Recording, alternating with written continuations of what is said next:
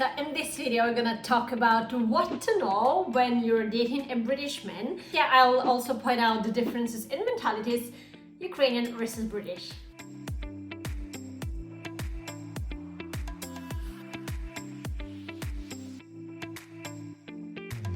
Probably a very important point to emphasize. I am obviously talking about a British man who I've experienced myself, but all the tips and all the kind of points that I'm going to share are not applicable to everyone else, hence I cannot be judged if someone does not match this description, okay? Now, so maybe I'll probably start with a short introduction of us as a couple. So we've been together now for nearly 5 years. So we've met each other in Barcelona. So I do not live in UK, I never lived in UK. He does not live in UK either, no more. So we moved from Barcelona, we spent a few years in Barcelona first, and then we've moved here together already to Amsterdam.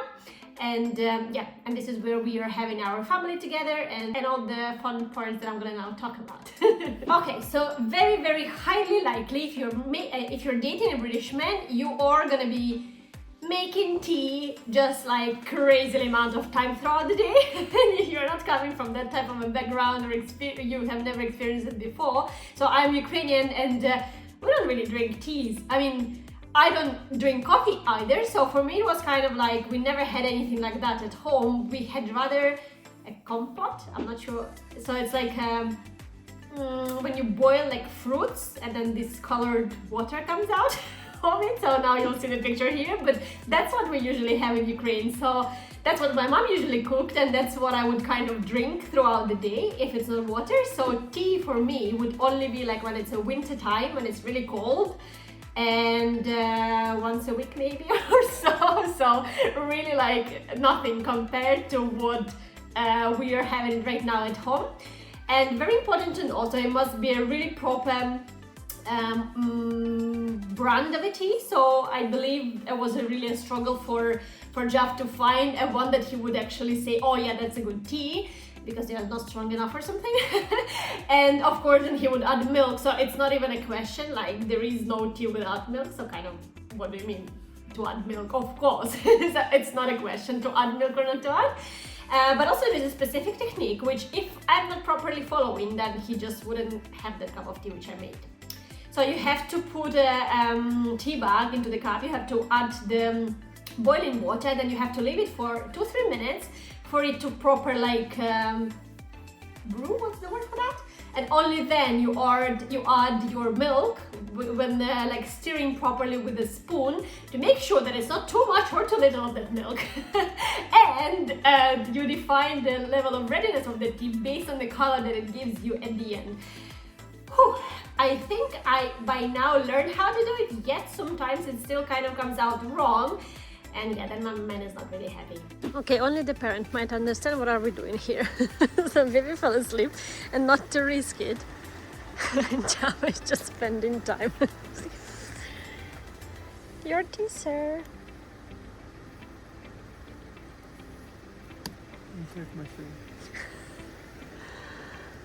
So what comes with tea are cookies normally, I would say, and no. So calling a cookie when you're talking to a British man is kind of a problem. So they are biscuits, excuse me, biscuits, okay? And I still don't really know the difference between cookie and a biscuit, but basically a cookie is something that has like chocolate bits in it. That's the only part that I can comprehend. The rest are biscuits. Did I call them cookies before? So the cookies are with chocolate bits and the rest are biscuits, and that's what he has. So we are not giving cookies to anyone around, we're just giving biscuits with the tea. Hello everyone, my name is Yulia. Welcome back to my channel. To those who are new here, I'm Ukrainian expat living in Amsterdam, who's a British man, about whom I'm sharing this video today. And I am on this channel usually talking about my experience as an expat in Amsterdam, but also I'm showing my travels around, and I'm sharing my kind of mindset on the way to a happy living. Make sure to subscribe to my channel, and let's get back to the video. Another part which I think, I mean, we're still struggling. I think at this point of time we're kind of more accepting that this is just the way it is, but I do not understand majority of his humor.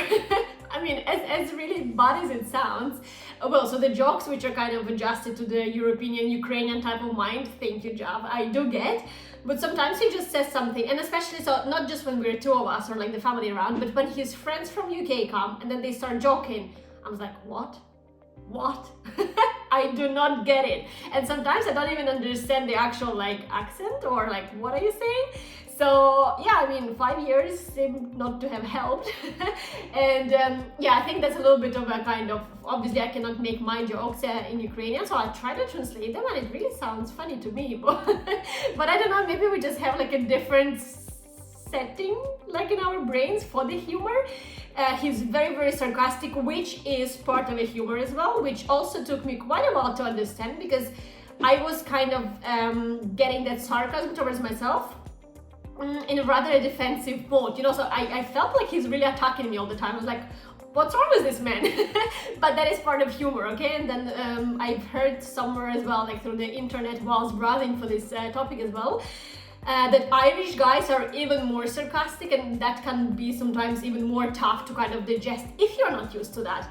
At this point of time, I think it kind of worked for us from both ways. So Jav slowed down a little bit in his sarcasms with me, which I'm very grateful for again.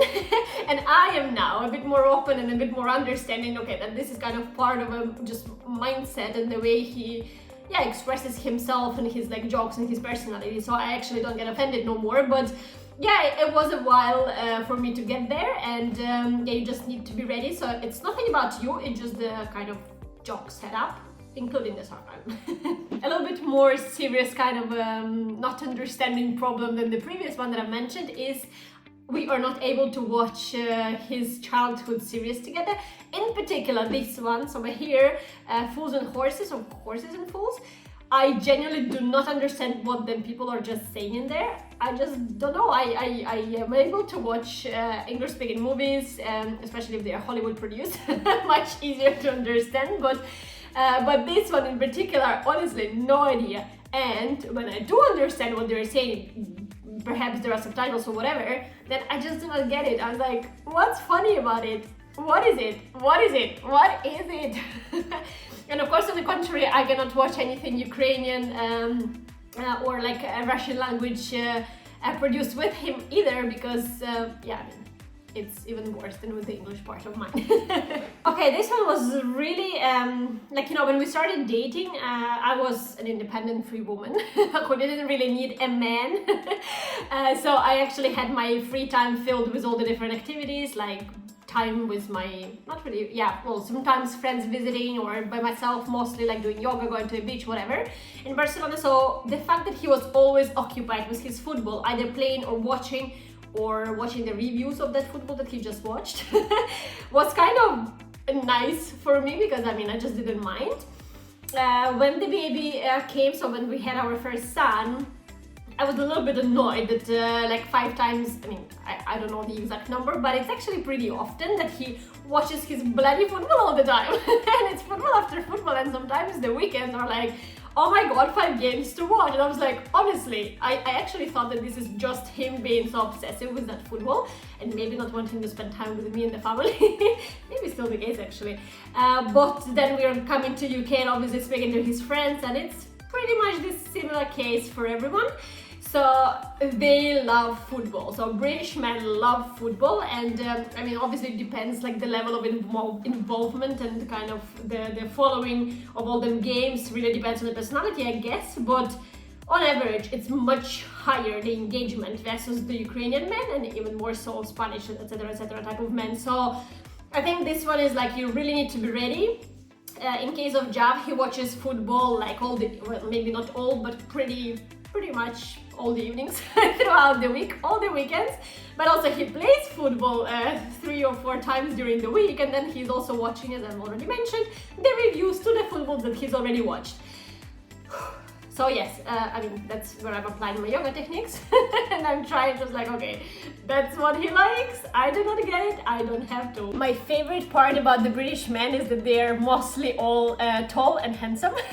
Well, as you could guess, no, like that's kind of my taste. Yeah, I mean the nation in general is like pretty handsome guys, and yeah, I mean you can have like a variety of for a different choice, because I think it's also like a huge country where you have like different races mixed together. So like at the end, the final product, if I may so, is really handsome and very tall, which honestly, my dream man.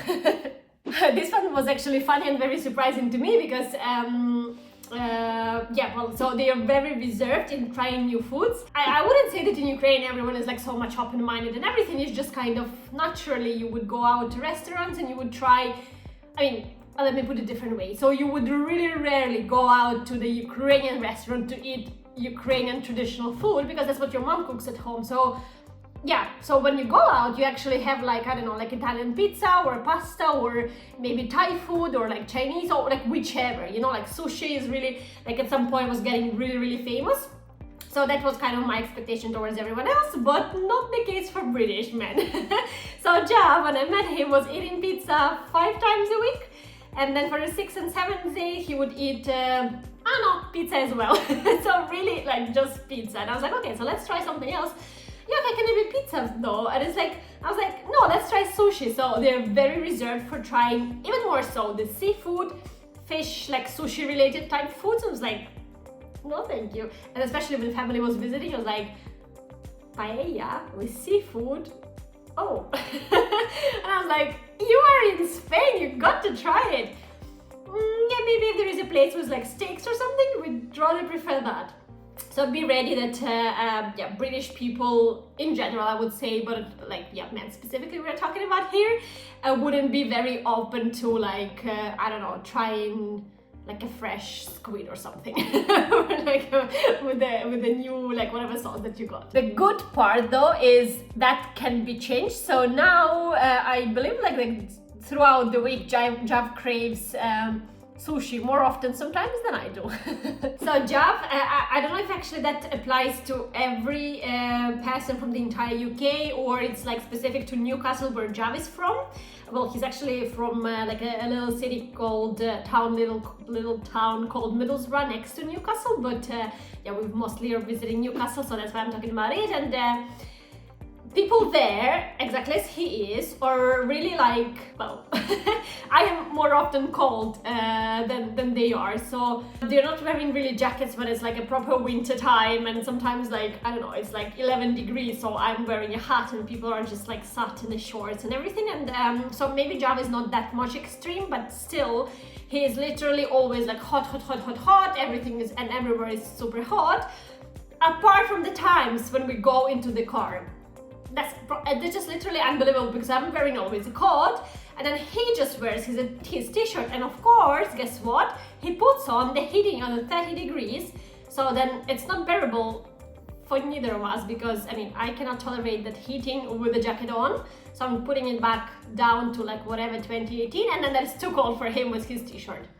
Another point is, I would say, Jav specifically, but also British men comparing to like Spanish guys where we lived back, so they are more reserved. So they're definitely not talking as much as like Latin blood guys do speak, and I don't mean to offend anyone here, so there's nothing bad in that. So yes, so if you're kind of expecting someone to come up to you and kind of give you like a story of, I don't know, whatever details and charm a way to you through like a story, that's not gonna happen. And also like on a daily basis, I think the communication goes like me, 2,000 words, Jav, like 150, maybe 200. And then the football watching, remember. This point I'm gonna share now, but I already myself know exceptions to this statement that I'm gonna make, so this does not apply to everyone. It's more like a generic statement, and it's more kind of a general, once again, overview based on the people that I've met, but of course, once again, does not apply to everyone. So majority of people that I met, they are from UK. They really did not travel to the like, I was trying to figure out the word for them countries, but I cannot, so I'm just gonna skip that part. But anyway, so usually what they do, they do travel, so I'm not saying they're not living in UK, it's just they travel to the destinations which are kind of safe, in a way that they know that it's gonna be good service there, it's gonna be like, good type of hotels and that type of things, you know. So it's like, and always also the majority of kind of British people would just go there. So the places like that would be Dubai, Spain, probably somewhere in US as well, but kind of like, you know, so like a safe type of destination. So you rarely find a Brit who is doing like a backpacking through the, I don't know, like Amazonia or something, you know. But of course, once again, there are exceptions, and I myself know actually a girl and a boy who are not connected to each other, but done like different type of traveling, like a crazy type of traveling that I would love, like a backpacking. So of course there are exceptions, but mostly I find that people from UK, so it's not only men really, they're so much liking their comfort. They're actually very proud of the country they live, so they don't have an urge to like relocate and move out and you know, leave the country, which is actually a good thing comparing to where I came from. I had an urge to leave the country, you know, so it was not even for discovering the surrounding, but I kind of did not like the life I had there. So I find it really, really like inspirational that you can be so much proud of your hometown and your birth country. And yeah, so they actually, if they do the travels, they do them really like reasonable type of travels, like you know, to the Cyprus maybe, like, so the safe type of destinations. And this one I actually like, but sometimes it can come across like being just a little bit fake, because they're too much polite, and sometimes you can sense it, but I do like it, because, you know, like I am Ukrainian obviously, so we are, as Ukrainians, we're very direct, and especially, I mean, we are direct in our native language, which is kind of half the problem, because then you can kind of sense what exactly the person means. But when you translate it to English, very often it comes across like you do this, like, you know, like I'm attacking you. And unless my level of English is good and I know how it is perceived by others, I might not even be aware of the, like, you know, the kind of the message that I'm sending. And that was very much in the beginning, where we also kind of struggled a little bit in Spain with Joe, because Spanish people are also very direct, and their English level is different to what Ukrainians have, but it's also not the British type of English. And I mean, then you have French, which are another another rudeness part for me, which, and again, who is French, you might be the most polite person that it exists out there. But anyway, so British are they are not like any of them nationalities that I've just mentioned. They're very polite, and sometimes it feels like, okay, I know that you actually don't like something, but why you are telling me that it's all right? So, but once again, as I said, for me, I do find it being a nice thing, because I'd rather have someone polite and then I can just figure out myself kind of what to do the next about it, than have someone like Spanish or French or Ukrainian for that matter telling me just like, finally you're wearing a good dress today because the previous one made you fun or something. I don't know, I'm making it up now, but you get my point. That's it for today, guys. So I hope you've enjoyed the video, and if you are dating a British man, or if you are a British man yourself, let me know in comments which parts do match the description and which don't. And if there is anything else you want to share, you're very welcome to leave your opinion down in the comments. Kisses to everyone!